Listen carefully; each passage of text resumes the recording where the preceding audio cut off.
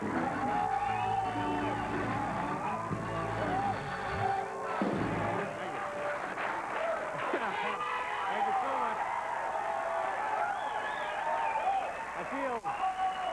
you very much. Thank you so much, ladies and gentlemen. Thank you very much for joining us this evening as your home entertainment. You know, Paul, when I do that, I feel a little like Elvis doing that. That's very exciting. Want to do it again, the whole wind-up? And yeah, all right. How do we do it exactly? We just, okay, we just get it. Cut us.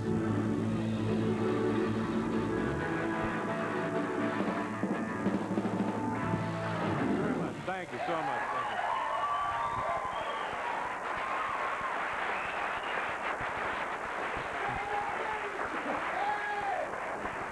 Please don't be alarmed. That's all we could think of to do. Well, welcome to the show, kids. My name is Dave Letterman. Boy, you know, every so often here in New York City, they have events that, in my opinion, really just invite trouble. For example, over the weekend at Madison Square Garden, there was the 12th annual convention of troubled loners and gun nuts. So, you know, to my way of thinking, this is... You're axing for trouble then.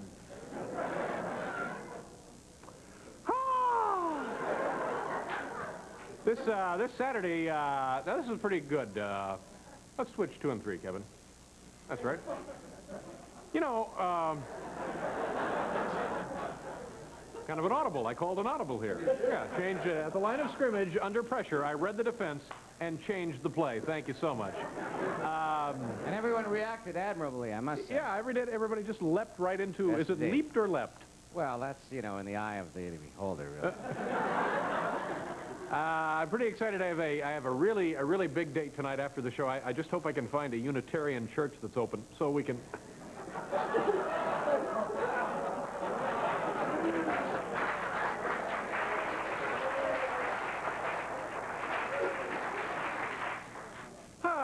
I was sacked.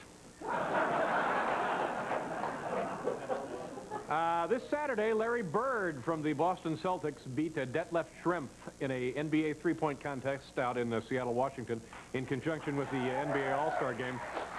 I don't have a joke here. I just don't know when I'll get another chance to say Detlef Schrempf on the show, so... It's all here, ladies and gentlemen, on the brand new Late Night 87, so...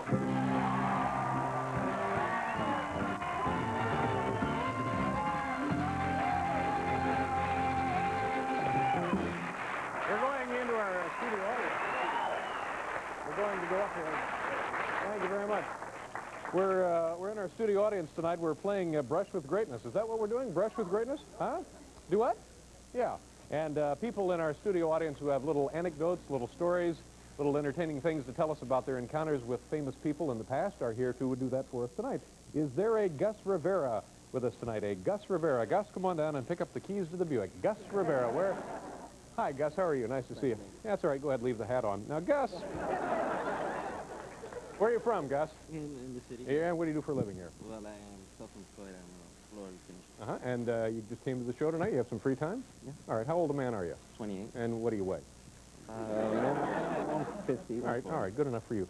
Gus, you're going to tell us about an encounter you had with a very famous actor, if my notes are correct. Yes. All right. Go right ahead. Well, this happened about 2-3 years ago. I was in Central Park, and I was dodging the bicyclist. Mm-hmm. And when I turned around, I slammed into Anthony Quinn and knocked the breath out of him. Yeah. You were on foot when you did this, or in a car, or well, what? I was in a quick trot. Uh-huh. Oh, you were running a little. Okay. All right. So you ran into Anthony Quinn. Yes, Yeah. I did. Yeah. Okay. But I'm guessing, Gus, there's probably more to this story than you have. All right. Go ahead. Fill us in on the details there, Gus, if you will. Mr. Quinn was so pleasant after the accident, I decided to run into him again. Mm-hmm. This time on stage during a matinee performance of Zorba. Mm-hmm. Theater security beat me senseless, mm-hmm. But what really hurt the most was getting the brush off from a former friend. There you go. It's an ugly story. Come on up here, Bill. Thank you very much. All right. Gus, we have here this is a thermos full of hot commissary soup. Yeah. There you go. Yeah, no wonder. You're doubly pleased, aren't you? Thank you, Gus. Da-da-da-da-da-da-da-dee. Here on the all-new Late Night 87. You know.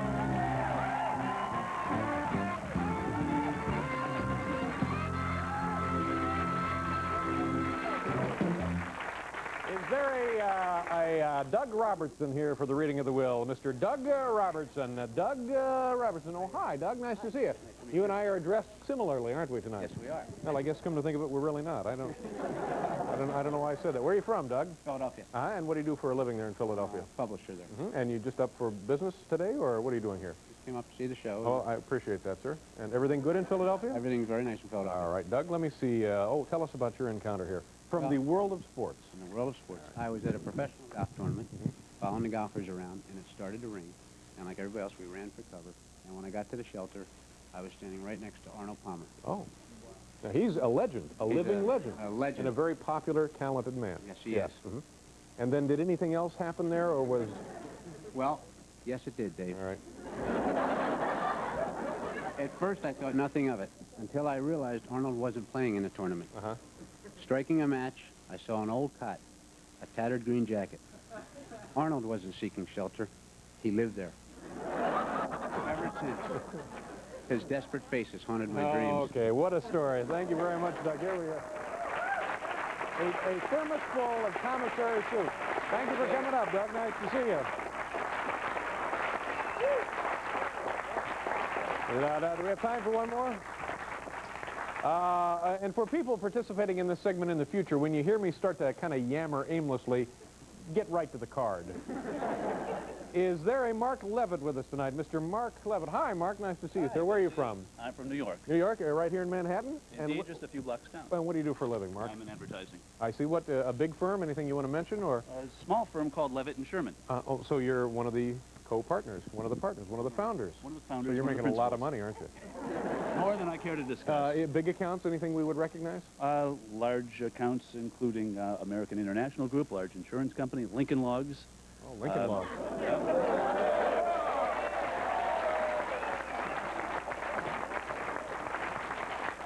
I don't know. Is it me, or can you not go anywhere these days without seeing somebody with a load of those Lincoln Logs? You have some in your dressing room, right, Paul? You're doing a wonderful job there, Mark. Tell us now about your brush with greatness. Well, in 1970, I was going to Kent State, and I took a course in broadcasting. And they had a guest speaker there, Phil Donahue. And he was very encouraging. He told us all about broadcasting and really, really encouraged us to pursue broadcasting as a career. So I wrote to him to seek more advice, and he never wrote back. Great. Okay. Bring up the soup, Bill. Thank you very much, Mark. No, wait a minute. There's more to this story, isn't there, Mark? There is indeed. All right, let's hear the rest of it. Well, Phil may never have written back, but soon afterwards, I received a note from Marlo Thomas. Yeah. Marlo said I had the sexiest handwriting she had ever seen. This began a long-term affair, and now whenever Phil goes to Russia, I come to town and give Marlo the only real pleasure she's ever known. Oh, now, wait a minute. Hold it. There's your soup, Mark. Nice meeting you. Good luck. Thanks for being here. Oh, brother. Okay, we got a great show for you folks tonight. Fred Willard is here, Mary Wilson is here, and Jimmy Brogan. All of this and much, much more right after you take a look at this.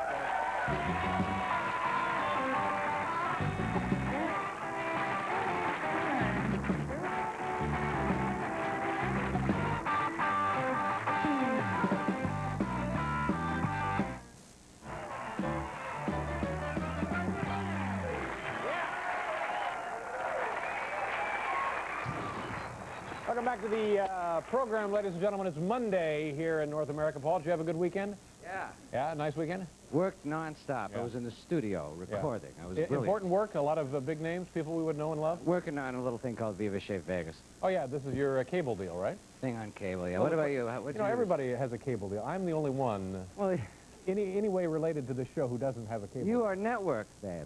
You don't need this cable. What'd you do this weekend? Well, What'd this you do? weekend, I swept out my garage, but That's now, nice. two things here. Friday night, I was going home after we had this anniversary thing for the show, and I picked up my car at the parking garage where I've parked for, I guess, 3 years. And the people there are quite nice to me. And the guy who usually gets the car for me says to me, I read in the newspaper that you're having an anniversary. And I said, yeah, it's our 5th year on the air. And he says, great, great. He says, maybe now we'll get some more money. Who said that again? The guy who brings me my car down. Like I'm, you know, not coughing up enough dough for these guys. Ah, okay. When the guy brings you his car, what do you give him? What would you give him? $5.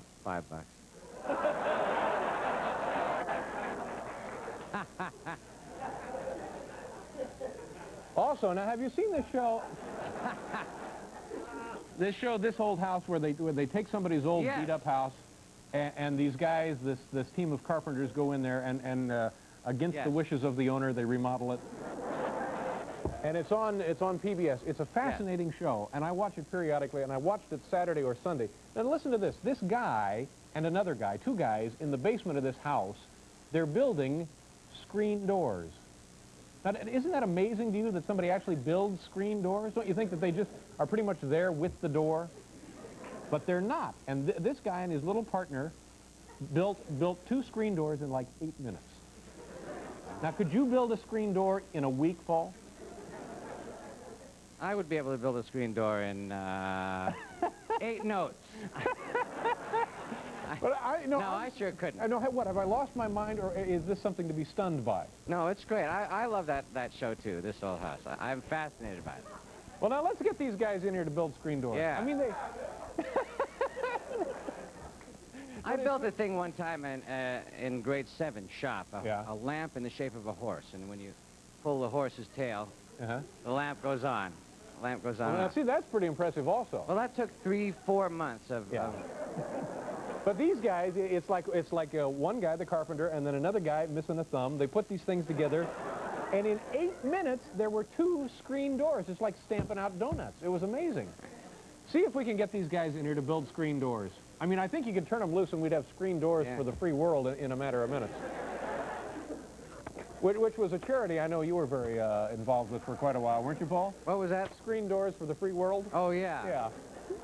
Do that yearly telethon thing. Let's do the show. Come on. Who are we kidding? We're lucky to be on the air. You know, whenever my first guest comes by, he stops in and says hello, and we're always happy to have him here. He can still be seen on Cinemax in the history of white people in America, and he's just completed a brand new syndicated show called DC Follies. Ladies and gentlemen, please welcome Fred Willard.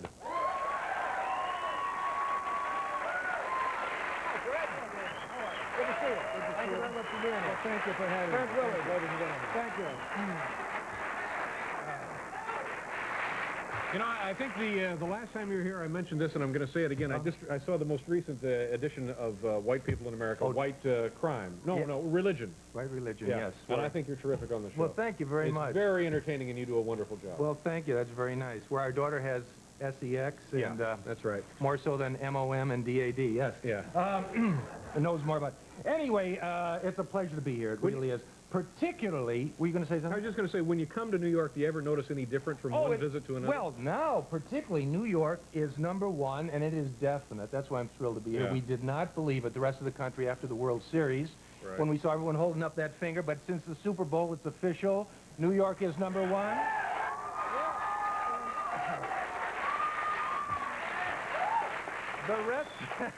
The rest of us are bupkas. I mean, the morale around the country. I'm from L.A. My parents live in Cleveland. We have friends here tonight from St. Louis, and everyone is really down the dumps. Some of the Indianapolis Colts have to win something, or the Cardinals. But anyway, and I've noticed, it's interesting, I've noticed a mellowing of the New York. Is that right? Yes, attitude. Last night I was at 9th Street, 9th Avenue and 45th. A man was robbed at gunpoint, and he handed over his billfold, and then he said, could I have my credit cards back? And he gave me the credit card. He said, could I have a couple of bucks for cab fare? And then he said, could I have my lucky silver dollar? Finally, the robber took the billfold and threw it at him and said, you obviously need this more than I do, and stormed off. And the poor victim followed him up the street saying, I'm sorry, I didn't mean anything, but... And he had to sit and comfort him for a few minutes. And all the witnesses kind of silently applauded that, because there must be so much stress involved with crime. I think you're right. I don't think you would have seen that before. No, a few years ago, it'd be, well, take your damn billfold.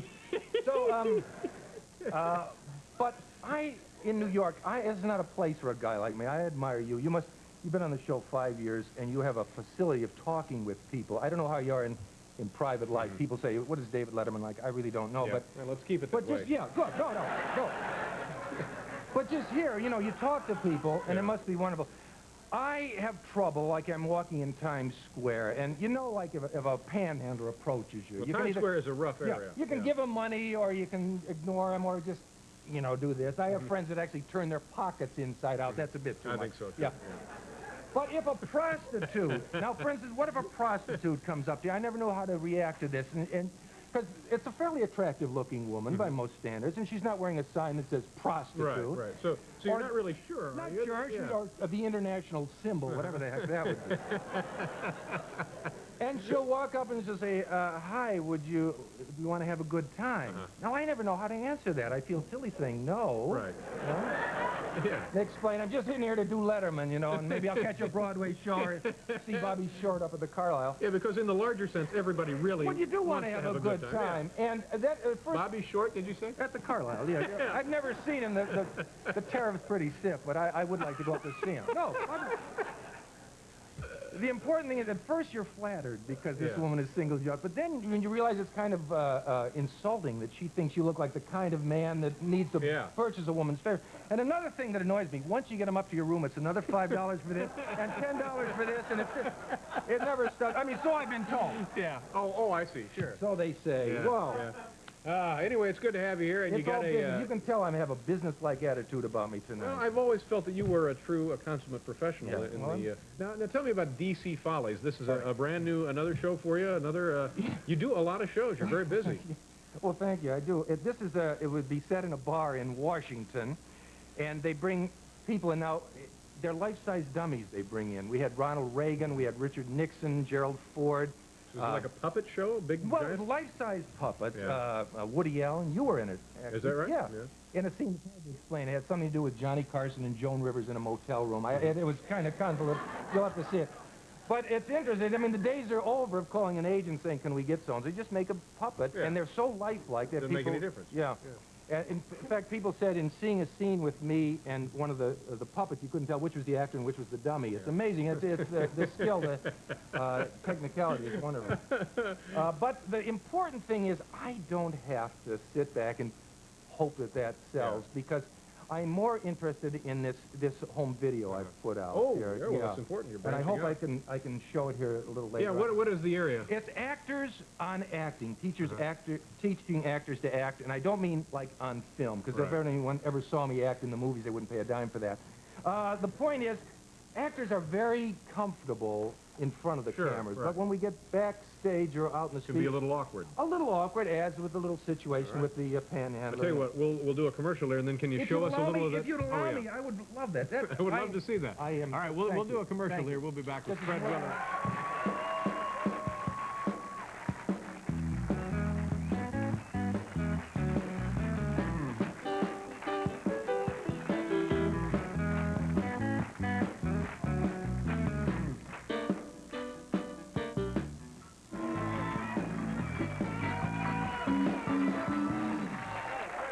Here, and Mary Wilson and Jimmy Brogan. If your life depended on it, could you make a screen door? No, I couldn't. See, I I couldn't would either. have trouble knowing where to go to buy one. Yeah, exactly. And these guys, within 8 minutes, literally, boom, boom, boom, 2 screen doors. That is amazing. Well, maybe this little tape I'm making helps in situations like this. This is teaching actors how to act in everyday situation. Now, it started out as just for actors. Now, this is the pilot season in Los Angeles. A lot of us, friends, are going up for the same part. Some of us are getting it, others aren't. It can be awkward. And I thought I would try to show how to carry on. Now, here's the thing. You've gone up to a studio, you've auditioned for a part, and you think you've got it. You think it's just about the phone rings. Okay. Hello? Hi, Harvey. What? Yes, the project down at Universal. I read for them. I think they're interested in me. What? You got the part? Harvey, I am thrilled. I am thrilled. All right. Let me point out what the reason for the I am thrilled, because if there's this silence on your end, your friend is going to be paranoid enough to think you're jealous. But, and also, you don't say I am thrilled 3 times, they'll think you're obsessed. Now, at this point, you're going to need a moment or two to regroup your thoughts, and so, voila. Harvey, hold on. I'm getting a call on my other line. I can't believe they gave the part to me mechanic as well as the paper bag.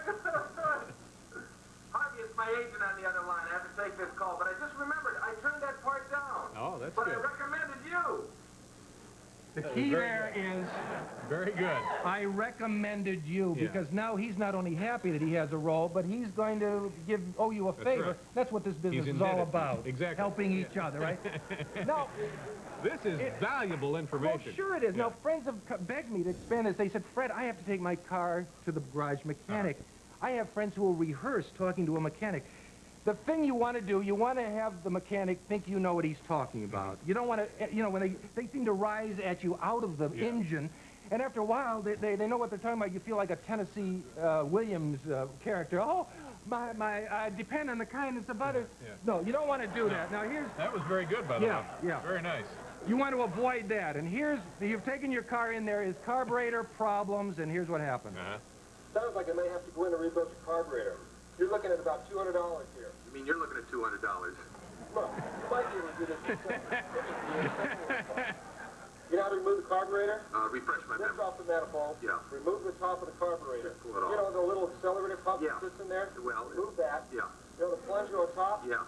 You know how it's connected with a leather flange? Vaguely. Disconnect it and take it out. Reconnect the new accelerator pump. Yeah. But make sure you don't rupture the diaphragm, or you could be back to square one. Yeah. You follow me? Yeah. You understand? Yeah. Look, I don't have much time. Why don't you do this? There's the key. What we're trying to avoid there is, like if the mechanic says, be careful, this could blow up in your face. You don't want to go, oh, that doesn't that doesn't give confidence. But the point is, this is selling like hotcakes. It has made me financially independent. And so I can just do things now that are tasteful and that interest me. Which I wanted to talk to you about, David. I know that you I think this is a wonderful service, by the way. Yes. Incidentally, I wanted to talk to you. I know that you are covered under any unforeseen contingency that, God forbid, would preclude you from appearing on this show. A lot of But if you could take my card, I might be able to show you, that's just a temporary card, I may be able to show you how you're paying much too much for your premiums. What is this thing Not here? now, but no, this is just... So you're selling insurance as well? I just say no more. We'll talk later. I don't want to take up this. Also, I am representing the publishers of the Living Bible who are putting out this. It brings the New Testament to life in contemporary terms, contemporary words and pictures in a leather-type binding and That is leather? Leather-type leather-type. binding in gold type. We're being monitored legally here. Yeah. It's a wonderful gift. Would you be interested in Well, it's a something? handsome edition, but you know, I have several Bibles at home. Nothing. Okay. Thank you anyway. Then how about some hardcore pornography? Now, what happens here, you see, this could be a tool for you. Suppose you have like an Alan Alda on the show or a feminist who comes on and says, look at this filth. Right. Now, wait, here's what you want to avoid. Yeah. You don't want to do, woo, woo, this is frowned on. You don't want to do that. On the other hand, like a rube, do you? But on the other hand, you don't want to say, this is blasphemy, pluck out thine eyes. That makes you a stuffed shirt. We're looking for the middle ground. Middle ground, you can register your disgust without even vocalizing. Just and you can learn how to put your thumb at a certain spot and to go back and look over certain pictures. And I think you know the type of pictures I'm talking about, David. You are mature. Oh, Lord. You know the type. Well, this is for mature adults. And lastly, you don't have to actually give it back. You can hold it up, holding it by one finger. Just like that, yeah. And say, could I keep this and take it home to show certain people what sort of filth is being sold over the counter? Right. That way, you can... That's amazing. You've just you have covered many different facets of modern life. I think so. Yes. Now you'll know how to treat that screen door, gentlemen. Yeah, that's right. And if you can keep that as a good faith, I can have this. Okay. And there's no reason why you couldn't continually show snippets from my videotape and some sort of profit sharing. It's now when can we see a DC Follies, Fred? That'll be shown sometime. Not that I care. In February or March, it's going to be shown as a special, and then hopefully it'll go on in the fall. And I'll probably be begging you, please let me come out and promote. More shows for Cinemax, the white people in America. We've done 4 of those. There's talk of doing more of those in a motion picture and all. But really, did you lose my card? No, I've got it right here. It's Fred Willard, ladies and gentlemen. Thank you very much, Fred, for being. We'll be back after.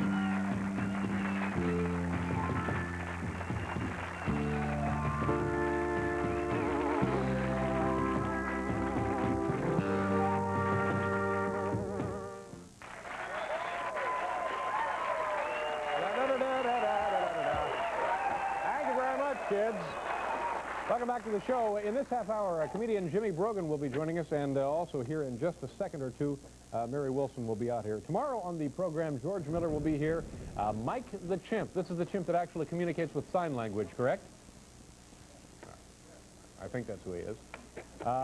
Too bad we couldn't communicate with sign language here tonight. And also singer Del Shannon. Is that right, Paul?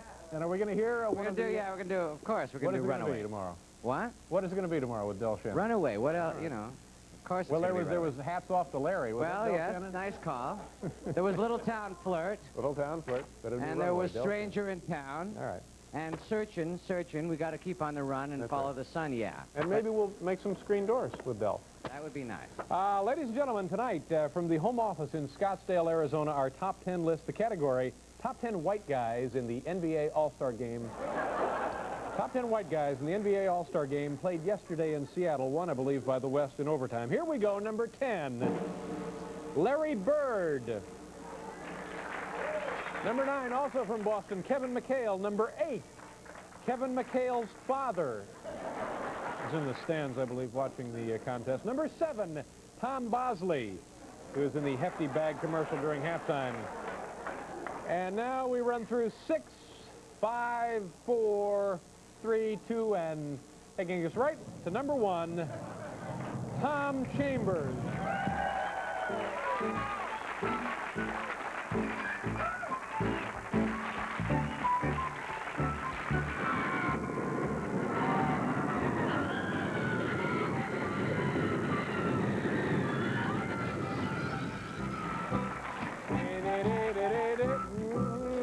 Thank you so much, boys. Our next guest was one of the members of the most successful female singing groups of all time, the Supremes.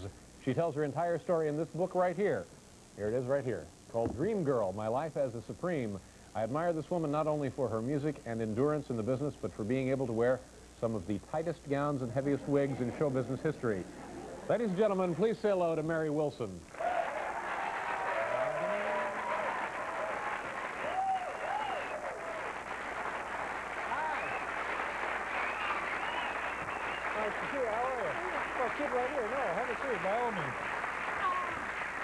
How you doing? What is this about the tightest gowns? What was that? Well, we got these pictures. We'll get to that in a second. Now, this thing is selling. You sold like what, 4 million books or something? No.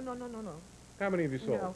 Hardcover, 250,000. That's a bestseller, isn't it? It's a runaway bestseller. Yeah, I'm very proud of this because I think a lot of people didn't think it was going to do that well. Did you ever think any time in your life that you could sit down and write a book that would, let alone sell great, that you could even do the... I'll tell you a great story. I was 17 years old in high school singing with the Primettes Supremes. That was the original name of the group, right? The Primettes? Yes, Primettes. Everything was the X, right? Unless you were Sherelle or Chantel.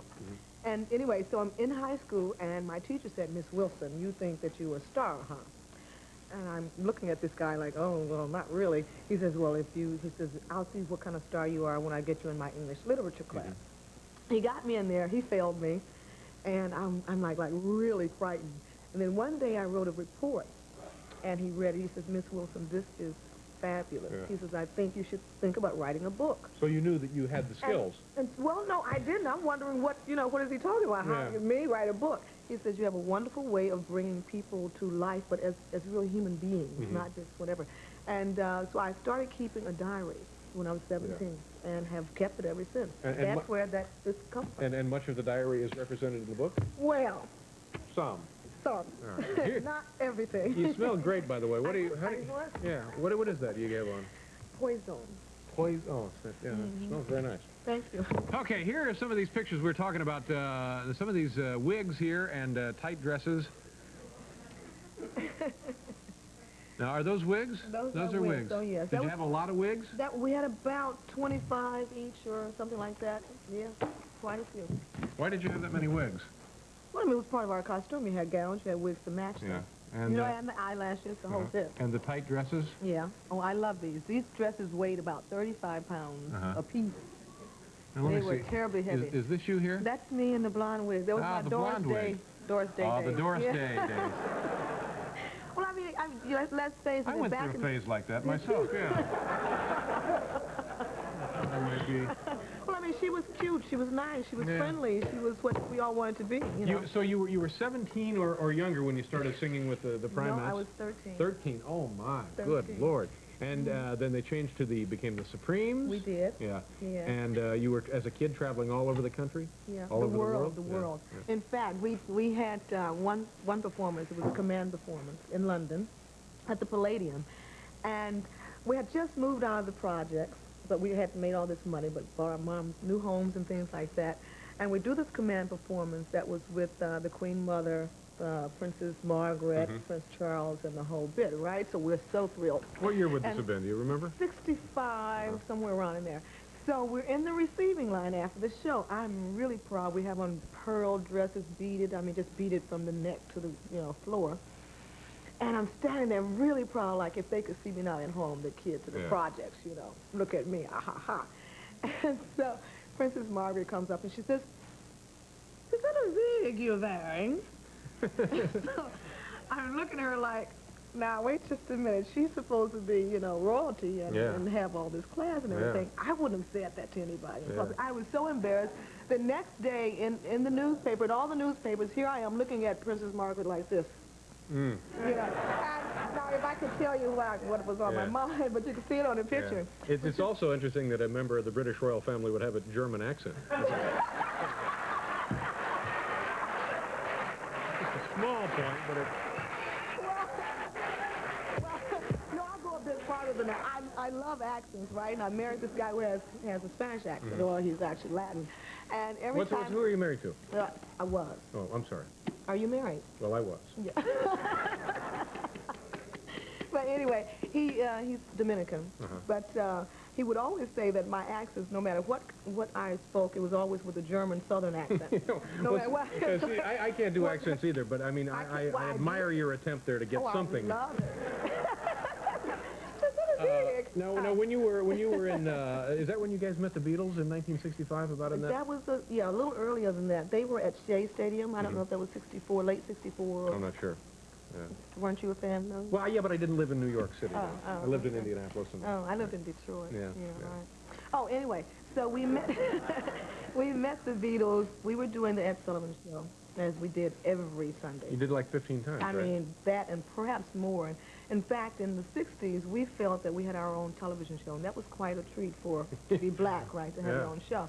Anyway... Well, that was the biggest show to be doing anyway, wasn't it? That was amazing, yeah. And here they are, ladies and gentlemen, the girls, he said one time to us. He introduced you as the girls. And we had been on his show quite a number of times. He knew it's just one of his things, but the funniest, most hilarious thing that ever happened was we did a show and we were supposed, it's live. I mean, it was a live show, of course. Yeah. And everyone was very frantic. You had to be on time. So we're back there changing, and we were doing a production number, I'm not sure what it was, and then we were to change and come back out in our normal tight gowns, as you mentioned. And so the rehearsals went great, and we were right there, and he says, and here they are, the Supremes, blah, and we did it. For the live show that night, something happened with the zipper, and the commercial was over, and we were not there. You had probably like 2 minutes to make a big change, right? I mean, if that. And so he's standing up there, you can see him not knowing what he's going to do. So he says, for this, Donna Ross is going to get fired. And we're back there trying to zip up and get out there. Ed is going to fire Diana Ross. Fire Diana Ross. Take her out of the group. This is, we would have thought. And now another time he said, and here they are, 3 colored girls from Detroit, Michigan. Ed. But he was wonderful. But in his defense, I think that was a couple of years after he passed away, so you really couldn't do it. Well, I don't know. I can't wish you any more luck with the book. It's just tremendous. Well, yes, I have a paperback coming out in September. Oh, Lord. And also, the rights have just been bought by an English publication, so I go there. Going to be a film, too, probably, huh? Let's hope so. Yeah. Nice to see you, Mary. Thank you very much. Come back again. We're going to pause here. We'll be back with Jimmy Brogan, ladies and gentlemen.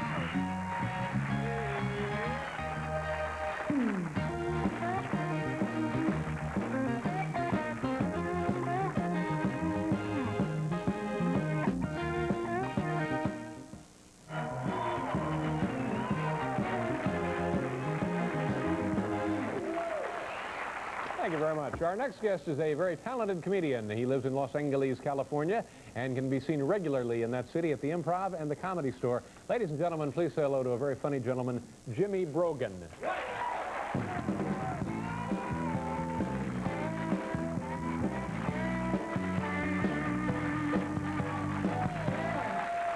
Thank you very much. Thank you, guys. Thank you. How are you tonight? Cool, you sound excited. Good, good. I'm in a good mood. I'm happy to be back in New York City, and I lived here for 7 years before I moved to California. But I'm originally from the Midwest. Cleveland, Ohio is my hometown. Yeah, you're from Ohio? Columbus, that's a different city, sir. It's got many of the same letters, though. Yeah. No, Cleveland is my hometown, of course. Did you know Ohio was an Indian word? It means beautiful. And, of course, Cleveland's an Indian word. It means not. So, it works. Yeah, I was born in Cleveland. I was a large baby, 10 pounds, 8 ounces when I was born. I've lost weight since. Going pretty good. Yeah, I like being a kid. Did you like being a kid? Yeah. I think my parents were too strict, I think. We used to send us to bed at 7 o'clock at night when we were little. We'd be all done sleeping about 3 in the morning, and by the time school started, we were exhausted. Oh. I'll tell you the worst thing about being a kid, I think, is doing chores. Doing those dishes every day, taking out that garbage. That's the great thing about getting your own apartment. You move in that first day and you think to yourself, I'm done with chores. Then after about a month and a half, you got those dishes piled up in the sink, and you have that science experiment growing in the shower, and you look around again, and you think to yourself, I got to have some kids. Can't handle this by myself. Yeah, I hope to have kids someday myself, but I think I should fix up my apartment first. And I went to get some new furniture this week. Went to one of those unfinished furniture stores. The guy sold me a tree. I said, come on, you can finish it a little bit. But I think I'll test out having kids by becoming a Big Brother first. Anyone in the Big Brother program? Yeah, it's a stupid program, I think. And no, I think it's a good program. It's like once a week you have some poor fatherless kid come over your house and do chores. And yeah, I don't need a full-time kid. Yeah, I like being a kid, except my parents made me carry a lunchbox to school. Anyone else carry a lunchbox? Yeah, and you have cool ones like Batman, Superman, Barbie, Cinderella, Spider-Man. Very cool, sir, very cool. I had the worst one. I had the red and black plaid lunchbox. Yeah, might as well have a sign that said, beat me up, I'm a geek.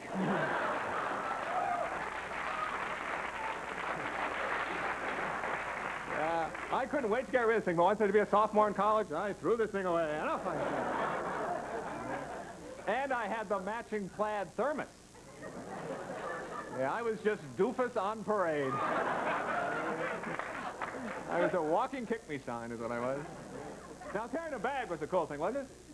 So sometimes your mom would run out of bags, and she'd give you lunch in a full-size grocery bag. You used to have to lie to the other kids, no, I got lunch for everybody today. Or worse, your mom would do this when she ran out of lunch bag, she'd give you her lunch in the leftover bread bag. And my mom wasn't buying that 1-pound loaf of like Wonder Bread. She was buying that survival shelter size, that 18-pound loaf. I'd be trying it behind me on the ground on the way to school. And looked like I was trolling for other food. Oh, look, I caught a ham sandwich. And all moms do the same thing. They put fruit in the lunch. And kids don't know what that's for. Things like that sprig of parsley comes to steak. You just throw that thing away. What is that? Hey. See, I thought the reason that apple was in there being refrigerated is in there to keep the candy bar from melting. Some sort of cold pack is what I thought that was. See, moms know about sweets. Moms know to buy us stuff like Oreos. Dads don't know for some reason. Go to the store to get Oreos. It's on the list. For some reason, they always come back with Hydrox. Yeah. Now, why did you get these, Dad? Saved a penny.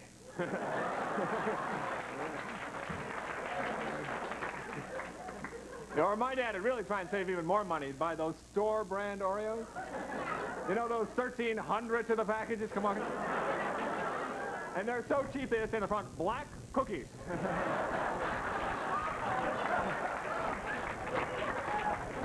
Oh, thanks, Al. I enjoy these with my Shasta Cola.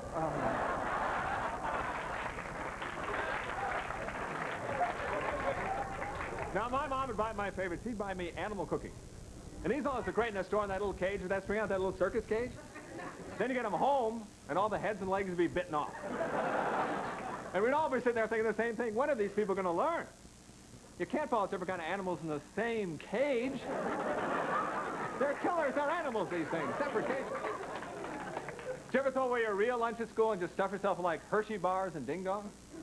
And that first hour back in class, you remember that sugar rush? And you're raising your hands for questions you never heard of before? Then you have just enough energy to get you out of the candy store. We'd buy something like those little wax milk bottles, remember those? Yeah, they're good health food, huh? Yeah, one sip of that fluid and you had diabetes for the rest of your life. That wasn't candy, that was the glucose tolerance test. Thank you very much. You've been wonderful.